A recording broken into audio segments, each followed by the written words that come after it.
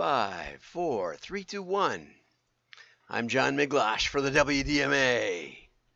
We're going to be talking about some rebranding today. Yes, sirree. That's what we're going to talk about. And so let's start off with Fishburne. Today's cartoon. Brands on Threads. Consumers have completely ignored our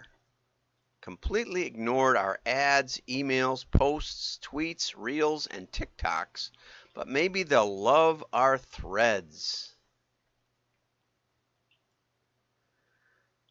They say Einstein said that the height of insanity is doing the same thing over and over and hoping for a different result. That probably is true. Anyway, so Meta debuted their own version of Twitter a couple of weeks ago called Threads. Okay, and boy, there was a lot of excitement. It was all over the place. What is Threads? And whatever. Apparently, I have a login because I have an Instagram account. I have a couple. I have a personal one. I have an old one that I can't get into, and I have a Miglash marketing one. But in spite of that, I don't think I've really visited Threads yet. And but I may count in the explosive growth because I have a Twitter handle or something. Because I have a Meta login to Facebook and Instagram and such. Who knows? The launch created a fire drill for many a marketing team deciding whether to jump in, and if so, in what way. Part of the alarm is caused by the record user growth of the app. At 100 million users in 5 days. Woohoo! Yeah, except, like I said, I may or may not be one of the users. I don't like to use my phone for much. I like to be able to use my computer. I have a computer. I have many computers, more computers than phones. And I like to be able to move around and see it on the nice big screen. Threads even passed ChatGPT on its meteoric rise. Usually meteors plunge. So I think you're not allowed to use it as it's a meteoric plunge. But anyway, plus it had the backing of Meta, which boasts 3 of the top 5 most used apps, Facebook, Instagram, and WhatsApp. And of course, we use WhatsApp every day. The pictures of the grandkids and stuff. And we got started using it because it was encrypted back in the day. And we didn't want to use Facebook because it, seemed to be open to the world, and so is Instagram. But I've never seen an ad on WhatsApp that I can remember. We only use it in private groups and private chats. And so what the heck that has to do with anything, I don't know. But anyway, WhatsApp is the app for when you don't want anybody to see it. So maybe there are ads. I don't know. And then they always throw in ad spend on Threads competitor Twitter, which isn't called Twitter anymore. We'll get into that in the next article. X has already been down 59% in the U.S. Okay. Many brands jumped on the bandwagon. 9 out of 10 of the top retailers activated their Threads account, but organic posts only and no branded content tools. So you can't actually put up like an ad. Just because brands have joined the party doesn't mean that people will want anything to do with them, or even that the party will continue. Already, the Threads platform has experienced a 70% drop in daily active users and a 50% reduction in time spent on the app.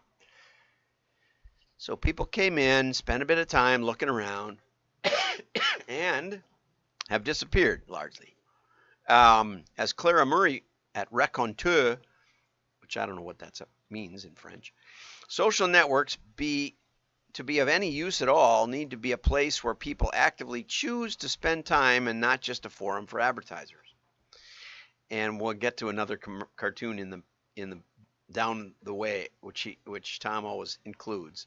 A good rule of thumb is to understand the difference between reacting and responding, which I didn't really understand. Some teams constantly react to new opportunities, immediately and instinctively jumping on every shiny new thing. Now, if you have intellectual property ready to go, I don't see any harm in that. But other teams respond by deciding first how or even if the opportunity can advance their strategy in a meaningful, unique way. Okay, well, how long does that take?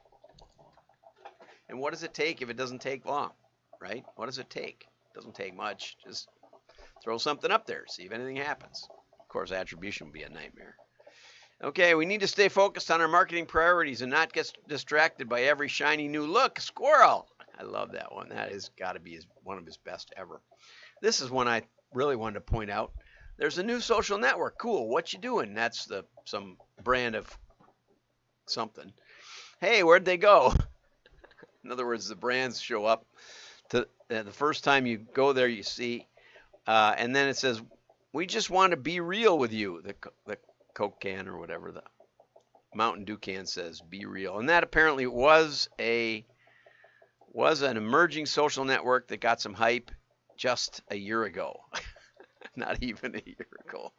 Has anybody ever gone to Be Real? I don't know. I've never gone to it, but I know that at the time it was supposed to be real. I may be a YouTube star, but are you sure I'm a good fit to promote your mortgage business? I'm only 12.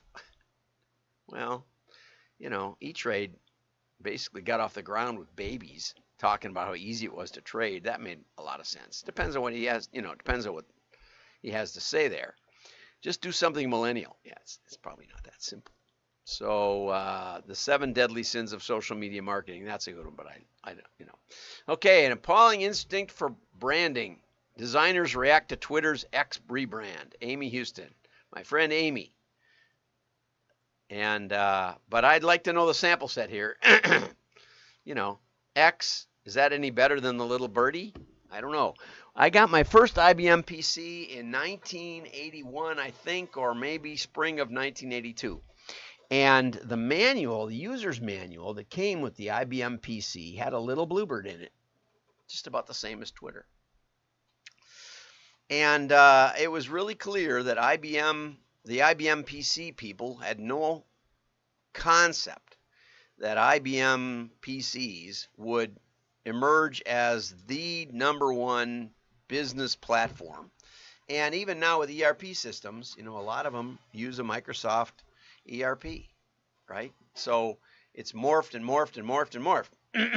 But I remember a friend with a $2 million little manufacturing business, and he got an AT, I think it was called an AT, and he was, he said, I can run my whole business on this one little box here, and it was, probably $5,000 or something, which was not much compared to, I bought a Basic 4 in 1978 or 79, and it was like $30,000, and it had 14 meg of RAM and 14K of RAM and 50 meg of hard drive that looked like a little college refrigerator.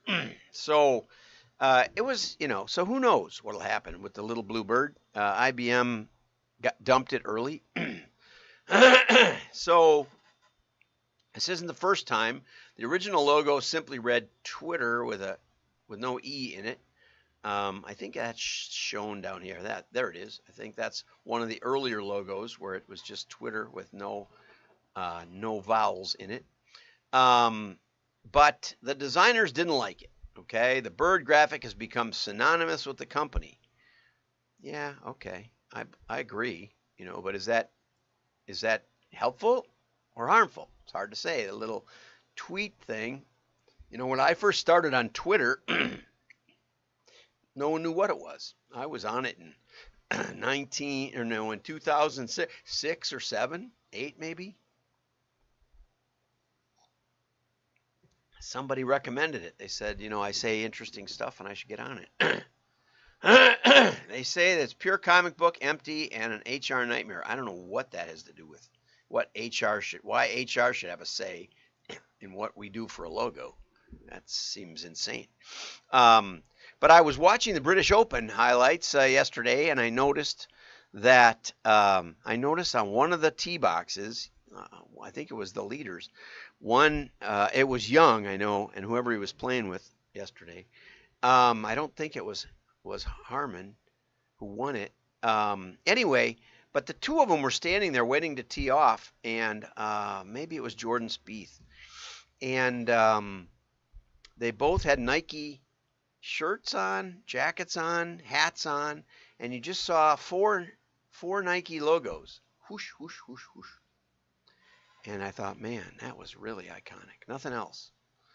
And yeah, that was, and the designer got $50 for that or something. And, amazing. And so I think that the direction is, you just can't put a little Tweety bird on a hat like that and look serious in the British Open. I don't think so. I don't think you can make the Tweety bird small enough that it actually looks professional. So I'm okay with the X. And I said to my wife, I think it's genius because according to Musk, he wants to have, he wants to have some kind of universal app that you can shop on, that you can pay on, that you can communicate on, and design it from the ground up. So it has to be different. And I said, if you're going to use subdomains, and she said, well, what's a subdomain? I said, well, you know how there's photos.google.com or drive.google.com, or there used to be hangouts.google.com. Now I think there's meet.google.com. So Google uses a lot of subdomains when you're trying to do on your computer what you do on an app, one of their apps. They have a whole host of apps, and you can use just the ones you want pretty much. And I like that. I like the way Google's organized. I said, this is a one-character URL is perfect for subdomains. So if they have pay.x.com,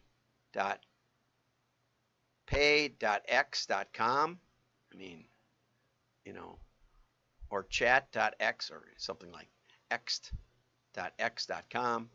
you win. You win. It's a great interface between an app and a computer. Okay, so anyway, do you think the news outlets are going to say on X someone sent a tweet or parped an X? No, on social media they'll just say on social media someone posted. Well, they can do that now, and they're trying to do it now because they don't want anybody to advertise on Twitter. The mass media doesn't. So that's already going away. I don't think keeping a little bluebird is going to save that. And I've never heard of these companies these guys work at now. Bruce Daisley is a consultant and ex-vice president at Twitter. James Kirkham was chief executive at Iconic, or is. I don't know what Iconic is. A super app where we spend messaging, make payments, ordering pizza is surely a valid goal. Okay, so he starts out like that. But to do this, you need a brand that feels trustworthy and premium. I'm not sure you do. Musk is about function, right? I got to admit, I don't think EVs are going to solve the climate crisis, if there is a climate crisis, and if it needs solving. Lithium batteries are a huge penalty to the environment, and we shouldn't be subsidizing it. But whether that's true or not, Teslas keep improving, and they lead the pack, and their performance is outstanding. I remember when the Teslas beat all the high performance cars off the line, and it was just astounding the kind of acceleration they can drive on those little electric motors. So Stephanie McArdle said, Twitter felt like a giant that would last forever, but the Twitter we knew is truly dead. And I think that's what Musk does want. But the X feels pretty empty. Neil Cooper said he's destroyed one of the world's best known brands. But known for what? Twitter has always been kind of a shell. The reason it works is because people are on it.